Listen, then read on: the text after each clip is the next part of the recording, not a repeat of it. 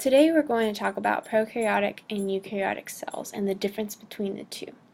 The first thing that you need to know is that the cell is the smallest unit of all living things that carries on the functions of life. And that just means that it's the smallest part of any living thing that allows that living thing to move and breathe and eat and have energy. And we'll talk more about that in the next coming weeks. Prokaryotic cells are cells that do not have a nucleus. They also don't have membrane-bound structures like eukaryotic cells do. They do contain DNA though, and they have a cell membrane, and they also have ribosomes, which we'll talk about later, make proteins for the cell. These types of cells are found in very small organisms like bacteria and organisms that are unicellular, meaning that these organisms are just made of one cell. On the right is a picture of a cell, and a prokaryotic cell, and the different things that are found inside of it. So two specific examples of organisms that contain prokaryotic cells are cyanobacteria and Lactobacillus bulgaricus. And the first one, cyanobacteria, it's also known as blue-green algae.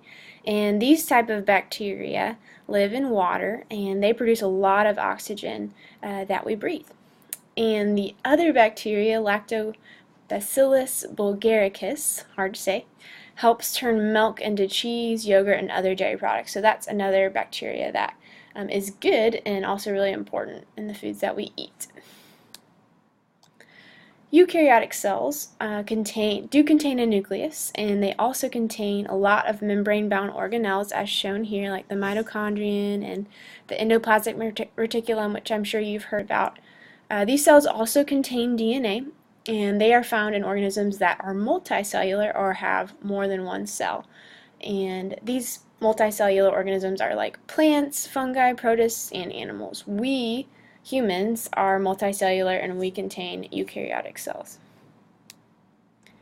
So there are two types of eukaryotic cells. There is the plant cell, which is on the left, and the plant cell contains a cell wall that kind of makes it a little more rough, and it also contains chloroplasts, and that's where photosynthesis occurs. That's how plants make their own food. The other type of cell is the animal cell. The animal cell does not have a cell wall, and it does not contain chloroplast. The animal cell cannot make food for itself. It has to get food somewhere else. So these are just a few examples of organisms that contain eukaryotic cells. There's a dog, mushrooms, a weeping willow tree, a butterfly, and a salamander. So the last thing that I want you to do is write down 5 of your own examples of organisms that you think contain eukaryotic cells. Remember, organisms such as plants, animals, fungi, and protists all are made up of eukaryotic cells. Last but not least, if you do have questions, please write those down at the very bottom of the page. Have a great rest of your day.